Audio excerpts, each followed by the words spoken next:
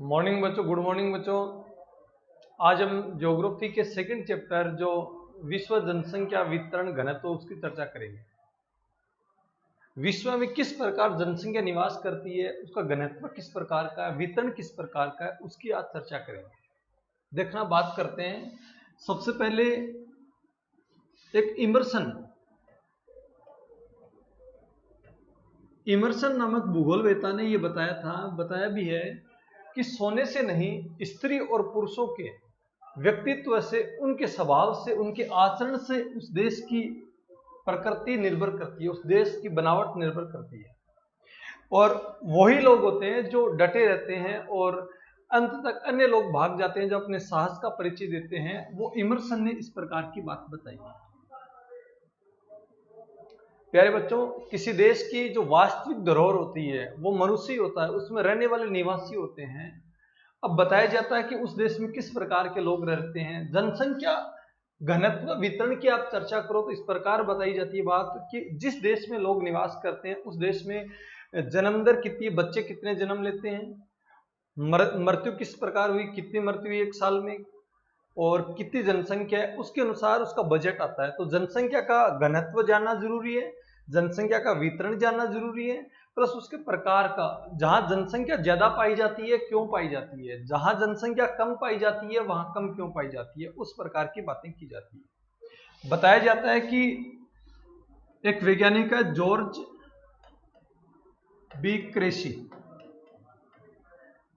B cracy ने यह बताया कि एशिया महाद्वीप है, एशिया में कम स्थानों पर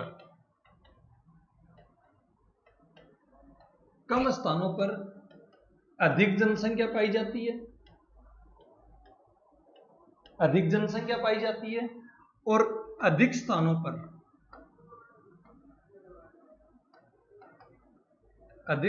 पर कम जनसंख्या पाई जाती है। ये बात किसने बताई? जॉर्ज बी क्रेसी ने कहा था इस प्रकार की बातें।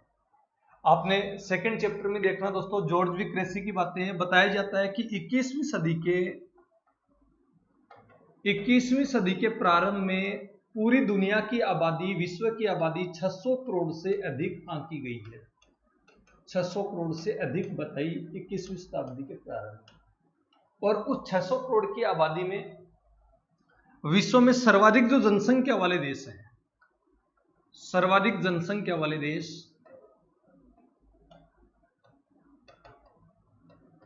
देशों में बताया जाता है कि कौन कौन से आते हैं। सबसे पहले चीन आता है। चीन जनसंख्या की दृष्टि से सबसे बड़ा देश है। चीन के बाद भारत का स्थान आता है, और भारत के बाद अमेरिका का स्थान आता है। संयुक्त राज्य अमेरिका बोलते हैं, यूएसए बोलते हैं। उसके बाद इंडोनेशिया का स्थान आता है,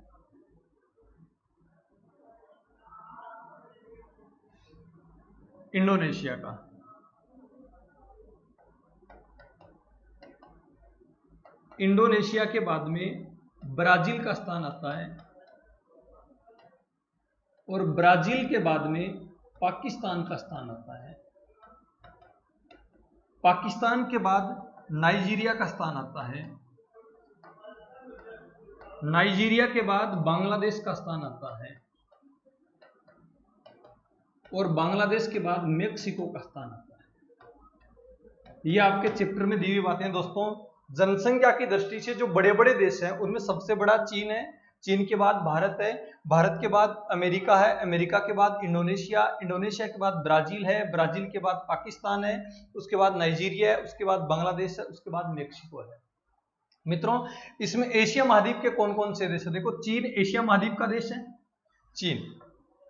उसके बाद भारत एशिया महाद्वीप का देश है, उसके बाद इंडोनेशिया एशिया महाद्वीप का देश है, उसके बाद पाकिस्तान एशिया महाद्वीप का देश है, और उसके बाद बांग्लादेश एशिया महाद्वीप का देश है। मतलब ये ज्यादा जो बड़े बड़े देश हैं, लगभग 6 बड़े देश हैं, वो सारे के सारे किस महाद्वीप के हैं? एशिया महाद्वीप के हैं। आप ये भी गौर करना, जैसे आप ग्लोब देखते हैं, ग्लोब पर जो भूमध्य रेखा है, 0 डिग्री रेखा, भूमध्य रेखा, उसके 23.5 डिग्री कर्क रेखा है, इसको इक्वेटर भूमध्य रेखा बोलते हैं, 23.5 डिग्री कर्क रेखा है, और 23.5 डिग्री दक्षिण में है वो मकर रेखा है। जो दुनिया की आबादी है लगभग 60% जो प्रतिशत आबादी है कर्क रेखा और मकर रेखा के बीच में निवास करती है। भाई भूमध्य रेखा पर जलवायु अच्छी पाई जाती है, लोगों के निवास के अनुसार जलवायु है, तो भूमध्य रेखा के आसपास ज्यादा जलवायु पाई जाती है, ज्यादा लोग निवास करते हैं। मतलब आंकड़ों में यह बताया जाता है कर्क रेखा और मकर रेखा के बीच में जनसंख्या ज्यादा पाई जाती है। जैसे जैसे आप दूर जाओगे कर्क रेखा से, उत्तरी ध्रुव तक जाओगे या दक्षिण ध्रुव तक जाओगे, जनसंख्या का घनत्व कम पाया जाता है। उसी प्रकार एशिया महाद्वीप की जो वातावरण है वो सही है, सूर्य 12 महीने 365 दिन दिखाई देता है। तो जो दुनिया के बड़े बड़े देश हैं, चीन है, भारत है, ये लगभग कहां पर निवास करते हैं? एशिया महाद्वीप के देश हैं। बताया जाता है कि पूरी दुनिया की 60% आबादी है वो एशिया महाद्वीप में निवास करती है। दुनिया की लगभग 60% आबादी एशिया महाद्वीप में निवास करती है।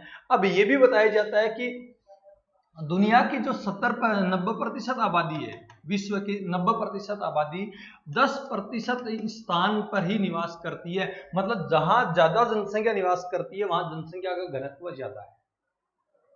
समझे बात को?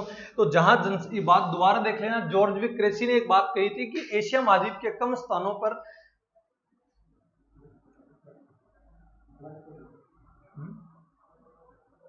एशिया महाद्वीप के कम स्थानों पर ज्यादा जनसंख्या पाई जाती है और ज्यादा स्थानों पर कम जनसंख्या पाई जाती है।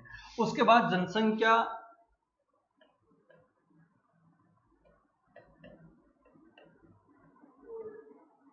जनसंख्या वितरण की बात करते हैं दोस्तों। वितरण में आप ये समझना, दुनिया में विश्व के 7 महाद्वीप हैं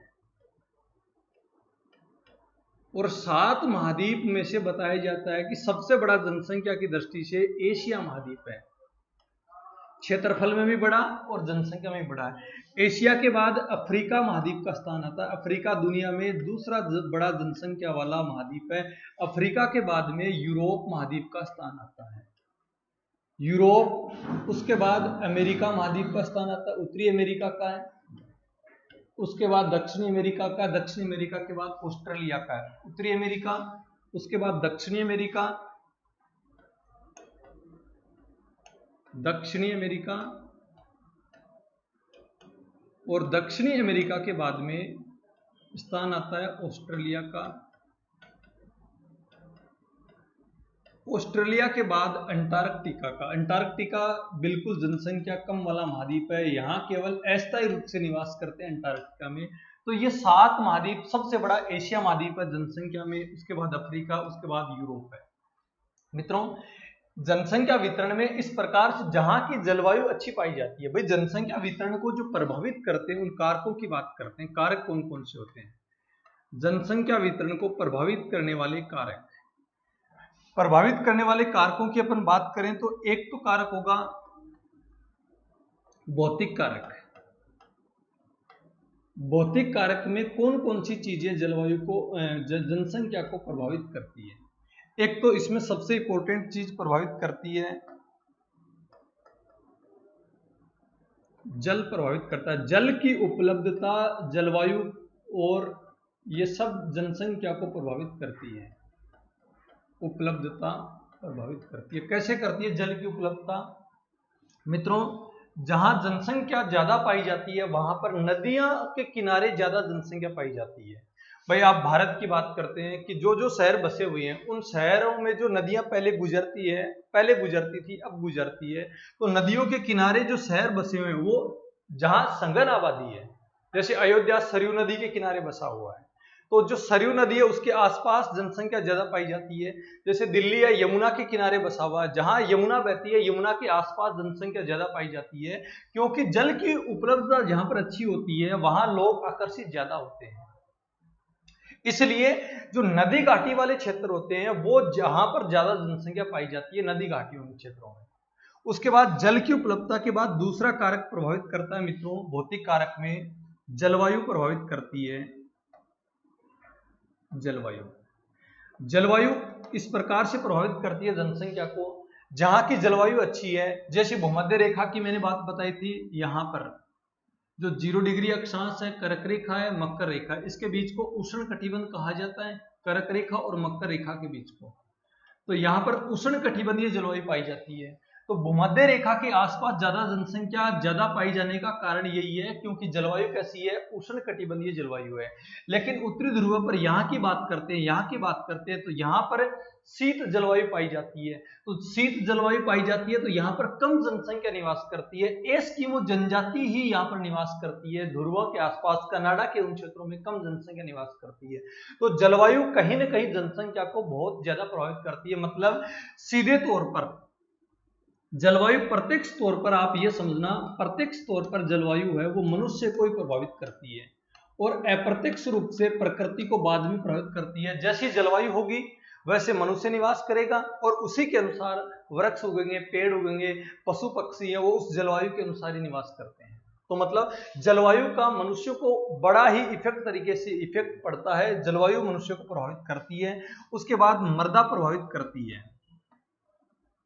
मृदा भी जनसंख्या को प्रभावित करती है मित्रों। जनसंख्या जहां पर ज्यादा निवास करती है, जहां पर मृदा अच्छी होती है और दोमट उपजाऊ मिट्टी जहां पर ज्यादा होती है वहां पर जनसंख्या ज्यादा पाई जाती है। जहां पर दोमट मिट्टी होती है, उपजाऊ पाई जाती है, वहां पर जनसंख्या का घनत्व ज्यादा पाई जाता है। मित्रों, जिस प्रकार से गंगा का मैदान है, भारत में गंगा का मैदान है, वहां पर जनसंख्या ज्यादा पाई जाती है। पाई जाने का कारण क्या है कि वहां पर एक तो उपजाऊ दोमट मिट्टी है और उसके कारण जनसंख्या ज्यादा पाई जाती है। या पूरी दुनिया की बात करते हैं तो वहां जहां विश्व में जैसे दक्षिणी अमेरिका की बात करते हैं, अमेजन नदी गुजरती है, अमेजन नदी के आसपास जो उपजाऊ मिट्टी पाई जाती है, दोमट मिट्टी है, वहां पर जनसंख्या ज्यादा पाई जाती है। तो जहां मिट्टी, जलवायु, जल की उपलब्धता और भी कारक हैं जो जलवायु को प्रभावित करते हैं। चौथा कारक प्रभावित करेगा भू आकृति। भू आकृति जलवायु को प्रभावित करती है। प्यारे बच्चों, भू आकृति इस प्रकार से प्रभावित करती है जहां पर समतल मैदान भाग पाया जाता है, समतल वाले भागों पर, समतल भागों पर जनसंख्या ज्यादा पाई जाती है। भागों पर जनसंख्या ज्यादा पाई जाती है। और जो पर्वतीय और भाग होते हैं, पर्वतीय भाग होते हैं, पर्वतीय भागों पर